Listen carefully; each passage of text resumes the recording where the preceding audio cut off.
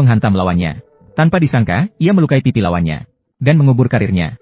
Pelatih yang putus asa, White, terpaksa membawa keluarganya pindah ke kota kecil paling miskin di Amerika, S1MC High Pronunciation Farland. Mayoritas penduduknya adalah imigran Meksiko.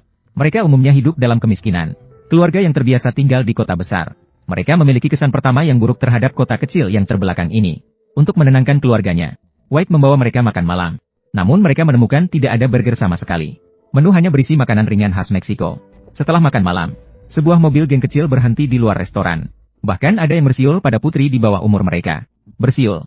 Hal ini membuat White merasa penuh dengan rasa bahaya. Maka dia bertekad untuk segera meninggalkan tempat ini.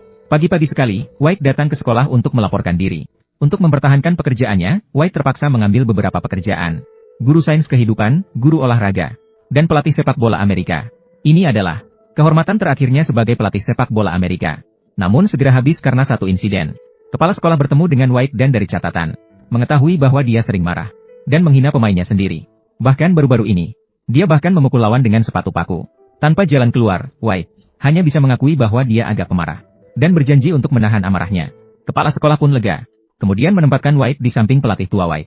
Ketika keduanya melatih tim sepak bola Amerika bersama, bek kurus Johnny ditabrak ke tanah oleh lawan dengan keras. White langsung menghadap ke Johnny. Dia mengulurkan dua jari untuk bertanya padanya. Berapa jari ini? September. Apa? Bagaimana jika kita mendengarkan bahwa hari ini Jumat? White menemukan pikiran Johnny. Sudah tidak terlalu sadar. Saat White memanggilnya untuk naik panggung, White dengan tegas menghentikannya. Tindakan ini justru mengejutkan. Membuat White malu. Keesokan harinya, keluarga terbangun oleh suara ayam berkokok. Bahkan anak perempuan menyarankan untuk membunuh ayam itu. Akhirnya, tidak ada yang bisa dilakukan. Saat White membuka lahan kecilnya, tetangga Nyonya Soto memberikan seekor ayam betina. Sebagai sambutan untuk keluarga yang pindah ke McFarlane, White akhirnya menerima keramahan tetangga. Dan datang ke kota kecil. Toko yang buka sepanjang tahun. Membeli pakan ayam untuk memulai beternak. White sedang menikmati minuman ringan berkarbonat. Tiba-tiba melihat sekelompok siswa minum air di sekitar pipa air. Ada soda di toko. Air adalah beban bebas. Anak-anak di sini harus bangun pagi setiap hari. Membantu orang tua pergi ke kebun buah untuk memetik. Bekerja paruh waktu dan belajar adalah hal yang biasa. Bagi mereka, membeli sebotol minuman sudah dianggap mewah. White datang ke sekolah untuk bekerja pada hari kedua. Hanya karena White yang jahat yang mengadukan terlebih dahulu. Dikeluarkan dari tim sepak bola. Untuk hidup, dia harus melanjutkan. Di hadapan guru olahraga dan guru sains kehidupan. Dalam satu pelajaran olahraga, putri kecil White pulang sekolah lebih awal. Dan datang berlari. Mereka makan sandwich bersama-sama. Tiba-tiba putri kecil mengucapkan kata-kata tentang semua orang berlari cepat. Menarik perhatian White. Ketika menjemput putri besar pulang sekolah, White melihat putrinya memperhatikan sosok yang sedang berlari. Dia memberitahu ayahnya bahwa orang itu bernama Thomas. Karena pengalaman menemukan buku, putri besar memiliki perasaan yang baik padanya. Namun, White menyadari mobilnya berjalan dengan kecepatan konstan.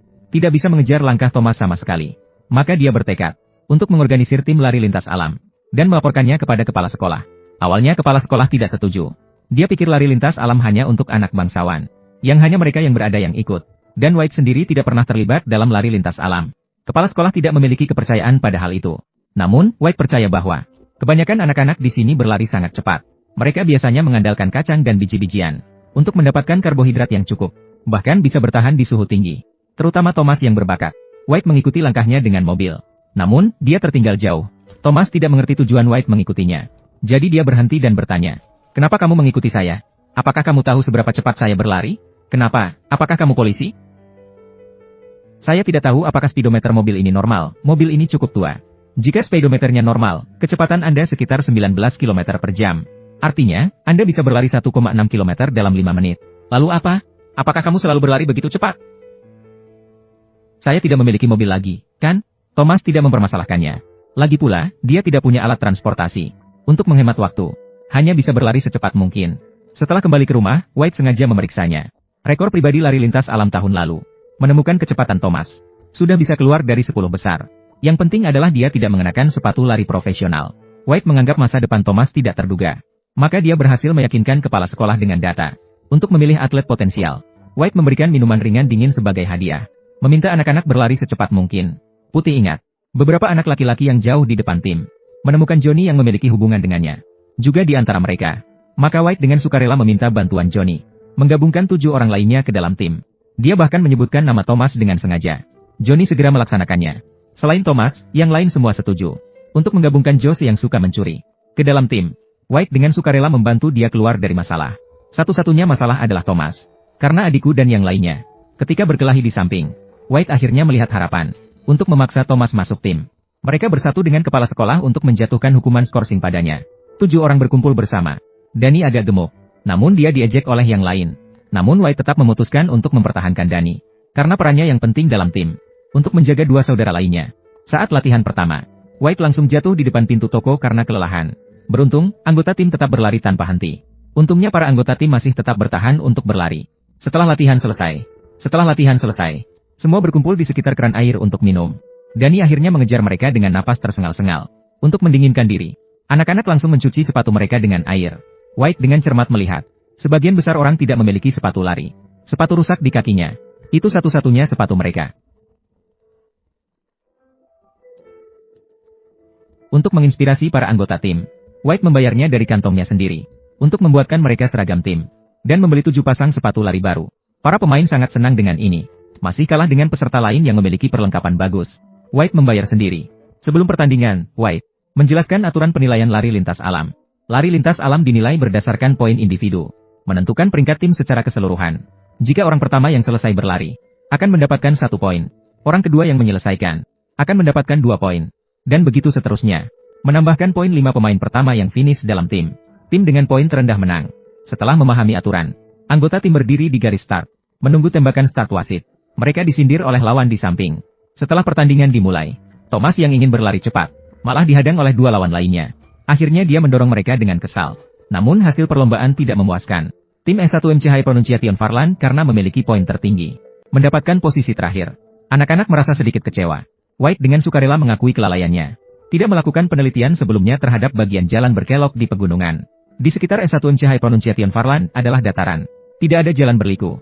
Sehingga para anggota tim tidak bisa menyesuaikan diri dengan cepat saat mendaki gunung. Karena itu, mereka tertinggal dari tim lain.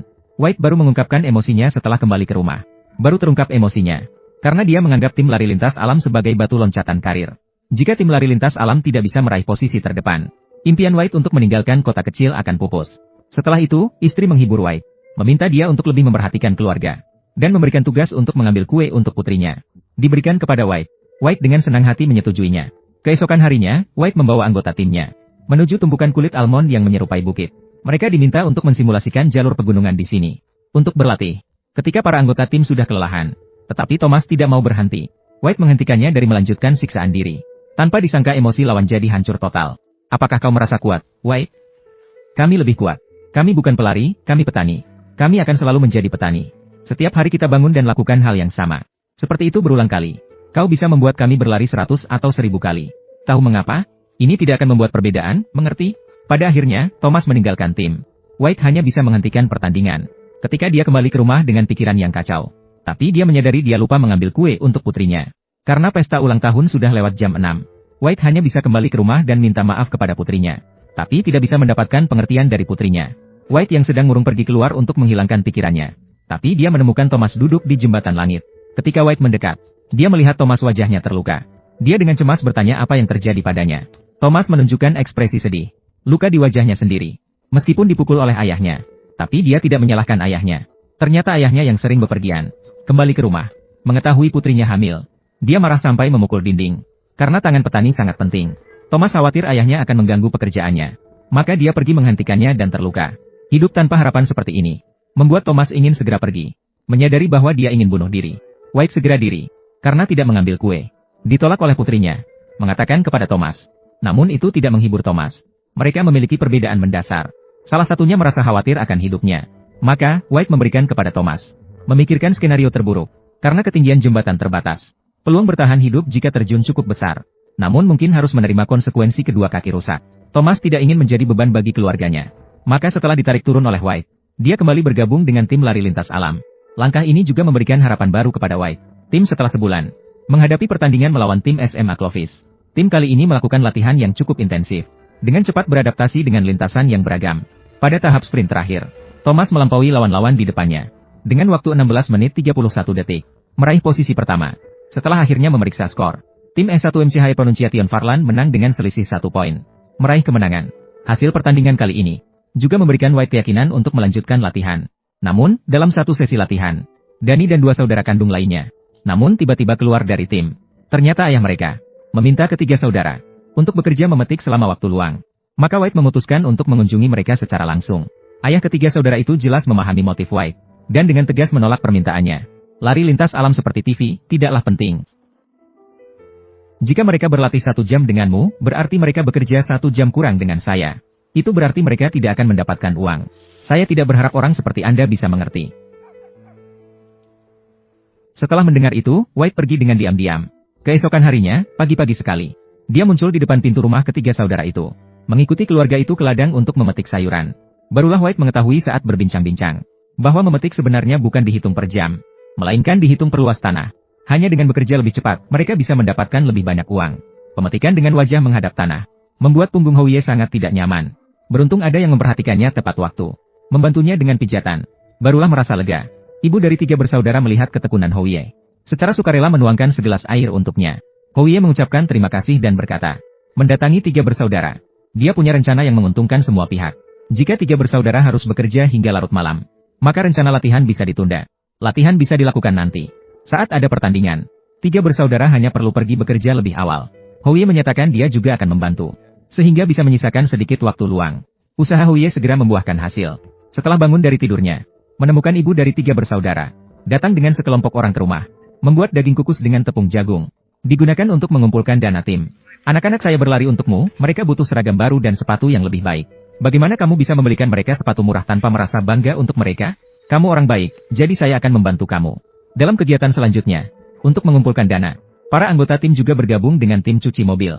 Ketika mobil dari klub otomotif datang untuk mendukung bisnis, hanya saat itu White menyadari, saat dia pertama kali tiba di S1MC High Pronunciation Farland, dia tidak bertemu dengan anak nakal. White tidak pernah menyangka bahwa tindakannya akan membawa perubahan besar bagi anak-anak. Guru perempuan dengan sengaja untuk White membacakan artikel yang ditulis oleh Jose. Kita terbang seperti burung Blackbeard di antara pohon jeruk, melayang di udara hangat. Ketika kita terus berlari, dunia menjadi milik kita. Langit dan bumi adalah milik kita, kita berbicara dalam bahasa burung. Tidak lagi menjadi imigran. Tidak lagi menjadi orang Meksiko bodoh.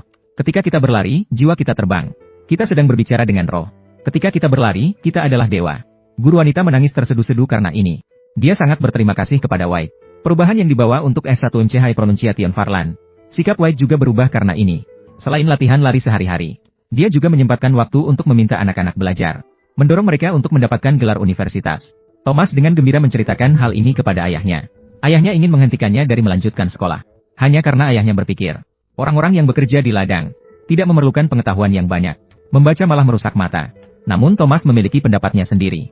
Tim ini dipimpin oleh White menuju lapangan kualifikasi. Harapan White untuk tim adalah peringkat keempat. Hanya dengan begitu mereka bisa lolos ke final. Slion Wesley Olivier 26 November 1987 26 November 1987. Di babak kualifikasi negara bagian Oaktree. Hal. Terima kasih.